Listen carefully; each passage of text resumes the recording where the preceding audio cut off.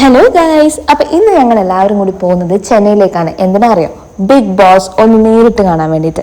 അതെ, പക്ഷെ ഓഡിയൻസ് ആയിട്ടാണെന്ന് മാത്രം. അപ്പൊ ഞങ്ങൾ എല്ലാവരും കൂടിയിട്ട് ചെന്നൈയിലേക്ക് ഞങ്ങളുടെ കസിൻ്റെ വീട്ടിലേക്കാണ് പോകുന്നത്. ഞങ്ങൾ ദംഷ്രാജ് ഒക്കെ കളിച്ച് അങ്ങനെ ട്രെയിനിൽ നല്ല അടിപൊളിയായിട്ട് പോയിക്കൊണ്ടിരിക്കുമ്പോഴാണ് ഈ ചങ്ങായി വന്ന് റുബിക്സ് ക്യൂബ് പഠിപ്പിച്ചു തരാമെന്ന് പറഞ്ഞിട്ട് വന്നത്.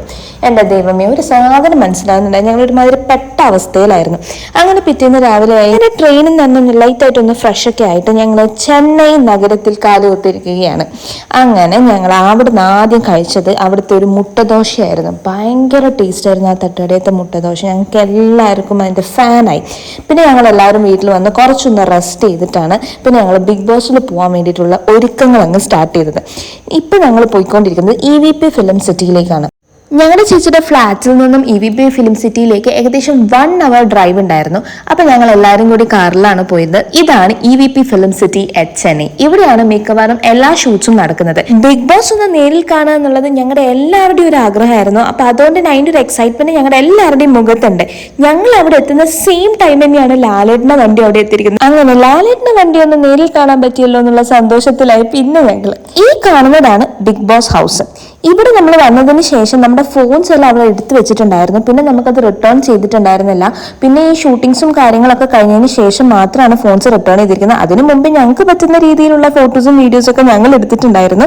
അങ്ങനെ ഇതാണ് നമ്മൾ അവർ തരുന്ന ഒരു ടാഗ്. ഈ ടാഗ് കയ്യിലുണ്ടെങ്കിൽ മാത്രമേ നമുക്ക് ഓഡിയൻസ് ആയിട്ട് ഉള്ളിൽ കയറാനുള്ള പെർമിഷൻ ഉള്ളൂ. അങ്ങനെ ലാലേട്ടൻ്റെ മുമ്പ് കുറച്ച് ഫോട്ടോസും വീഡിയോസും ഒക്കെ എടുത്ത് ഞങ്ങൾ നേരെ അകത്തേക്ക് കയറിയ വീഡിയോസ് ഒന്നും ഞങ്ങൾക്ക് എടുക്കാൻ പറ്റിയില്ല. ഇത് ഞങ്ങൾക്ക് TV-യിൽ വന്നതാണ് ഞങ്ങൾ കാണിച്ചു തരുന്നത്. ഓഡിയൻസ് ആയിട്ട് ഞങ്ങൾ ഇരിക്കുമ്പോൾ അതിന്റെ ഇടയിലോട്ട് ലാലേട്ടൻ വരുന്ന ആ ഒരു ഫീൽ, അതൊരു വേറെ തന്നെ ഫീലാണ്. നമ്മളെങ്ങനെ ലയിച്ചിരുന്ന് പോകും. ഉച്ചയ്ക്ക് 1 മണി വരെ ആയിരുന്നു ഞങ്ങളുടെ ഫസ്റ്റ് ഷെഡ്യൂൾ ഓഫ് ഷൂട്ടിംഗ് ഉണ്ടായിരുന്നത്. അതിനുശേഷം ലഞ്ച് ബ്രേക്ക് ആയിരുന്നു. ഫുഡൊക്കെ അവർ തന്നെ പ്രൊവൈഡ് ചെയ്യുന്നുണ്ടായിരുന്നു. ഇതായിരുന്നു ലഞ്ച്. ഞങ്ങൾക്ക് ബ്രേക്ക്ഫാസ്റ്റ് അവർ തന്നെ പ്രൊവൈഡ് ചെയ്ത് തന്നിട്ടുണ്ടായിരുന്നു. അങ്ങനെ അവിടുത്തെ കുറച്ച് ക്രൂ മെമ്പേഴ്സിന്റെ കൂടെ ഞങ്ങൾ ഫോട്ടോസൊക്കെ എടുത്ത് ഈ ക്രൂ മെമ്പേഴ്സിന്റെ ഇടയിൽ ബിഗ് ബോസ് ഉണ്ട്, കണ്ടുപിടിക്കാൻ പറ്റുന്ന ആൾക്കാരുണ്ട്, കണ്ടുപിടിച്ച് നോക്കും. അങ്ങനെ ഒരു ഹാർഡ് കോർ ഓഫ് മെമ്മറീസ് ഒക്കെ ആയിട്ട് ഞങ്ങൾ നേരെ തിരിച്ച് വീട്ടിലേക്ക് ചെല്ലുകയാണ്. അങ്ങനെ നെക്സ്റ്റ് ഡേ ഞങ്ങളുടെ ഡെസ്റ്റിനേഷൻ എവിടെയാണെന്നല്ലോ, പാരറ്റ് ഹൗസിലേക്കാണ്. മെയ്യഴകൻ സിനിമ കണ്ടപ്പോൾ തന്നെ ഈ ഒരു സ്ഥലം കാണണമെന്നുണ്ടായിരുന്നു. പോയ രീതി കണ്ടോ, ഇത്രയും ആൾക്കാരാണ് ഒരു ഓട്ടോയിൽ ഞങ്ങൾ പോയത്. അങ്ങനെ ഞങ്ങൾ അവിടുന്ന് ഒരു ലോക്കൽ ട്രെയിൻ പിടിച്ചിട്ടാണ് നമ്മൾ ഈ സ്പോട്ടിലേക്ക് എത്തിയത്. ഇതിന്റെ എക്സാക്ട് ലൊക്കേഷൻ എന്ന് പറയുന്നത് ചിന്ത്രാതിപ്പേട്ടാണ്. റെയിൽവേ സ്റ്റേഷനിൽ വാക്കബിൾ ഡിസ്റ്റൻസ് മാത്രമേ ഉള്ളൂ. നിങ്ങൾ ഈ പാരറ്റ് ഹൗസ് വിസിറ്റ് ചെയ്യുകയാണെങ്കിൽ മുൻകൂട്ടി അപ്പോയിന്റ്മെന്റ്സ് ബുക്ക് ചെയ്യണം. അപ്പോയിന്റ്മെന്റ്സ് ബുക്ക് ചെയ്ത ആൾക്കാർക്ക് മാത്രമേ ഇവിടെ എൻട്രൻസ് ഉള്ളൂ. ഈവനിങ് 5 തൊട്ടിട്ട് 6 വരെയുള്ള ടൈമിലാണ് ഈ പാരറ്റ്സ് വരുന്നത്. ഇദ്ദേഹം ഇത് കാണിക്കുമ്പോൾ വളരെ സിമ്പിളായി തോന്നുമെങ്കിലും ഇത് ചെയ്യാൻ ഞങ്ങളെ കൂട്ടത്തിൽ ഒരാൾക്കും പറ്റുന്നുണ്ടായിരുന്നില്ല. ഇദ്ദേഹം ആണെങ്കിൽ ഇത് ചെയ്യാതെ ഒരു മനുഷ്യൻ അങ്ങോട്ട് വിടൂല. അവസാനം എങ്ങനെയൊക്കെയോ അത് ആരൊക്കെയോ കൂട്ടത്തിലുള്ള ആൾക്കാർ ചെയ്തതുകൊണ്ട് നമുക്ക് ഈ ഒരു അടിപൊളി വ്യൂ കാണാൻ പറ്റി.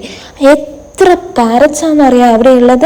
അതിൻ്റെ അകത്ത് നമുക്ക് ശരിക്കും അവർ പറഞ്ഞു തരും, ഒരുപാട് പാരറ്റ്സിനെ പറ്റി ഒരുപാട് കാര്യങ്ങൾ അവർ പറഞ്ഞു തരും. കഴുത്തിൻ്റെ അകത്ത് ബ്ലാക്ക് റിങ് വരുന്നതാണ് മെയിൽ പാരറ്റ്സ് അത്ര. അപ്പോൾ അത് അങ്ങനെ അതിൽ അവർ രണ്ടുപേരും ഡിഫറൻഷിയേറ്റ് ചെയ്യാൻ ഒരു ശരിക്കും പറഞ്ഞ ഒരു വിഷ്വൽ ട്രീറ്റ് തന്നെയായിരുന്നു കേട്ടോ അത്. നവംബർ, ഡിസംബർ, ജാനുവരി ആ ഒരു ടൈം അത്ര കൂടുതലും പാരറ്റ്സ് വരാറ്. ഇതിനെക്കാട്ടും ഇരട്ടി ഒരുപാട് പാരറ്റ്സ് വരാറുണ്ട് എന്നാണ് കേട്ടത്. സോ നിങ്ങൾ പോകുന്നുണ്ടെങ്കിൽ ആ ഒരു ടൈം നോക്കി പോകുന്നതായിരിക്കും കുറച്ചും കൂടി നല്ലത്. ചെന്നൈ വരെ വന്നിട്ട് ലൈറ്റ് ആയിട്ടുള്ള ഷോപ്പിംഗ് ചെയ്യാണ്ട് ഇങ്ങനെ വീട്ടിലേക്ക് തിരിച്ചു പോകാം. അങ്ങനെ ചെറിയ രീതിയിൽ ഞങ്ങൾ ഷോപ്പിംഗ് ഒക്കെ ചെയ്തിട്ടാണ് വീട്ടിലേക്ക് തിരിച്ചു പോയത്. പിന്നെ കുറച്ച് നേരം TV ഒക്കെ കണ്ടു. പിന്നെ നമ്മുടെ main time cousins gossiping time. അങ്ങനെ 2 days ചെന്നൈയിൽ അടിപൊളിയായിട്ട് ആഘോഷിക്കാൻ പറ്റിയ സന്തോഷം ഞങ്ങൾ എല്ലാവരും തിരിച്ചു പോവാണ്. അപ്പം ഇന്നത്തേക്ക് അത്രയേ ഉള്ളൂ. Love you and by.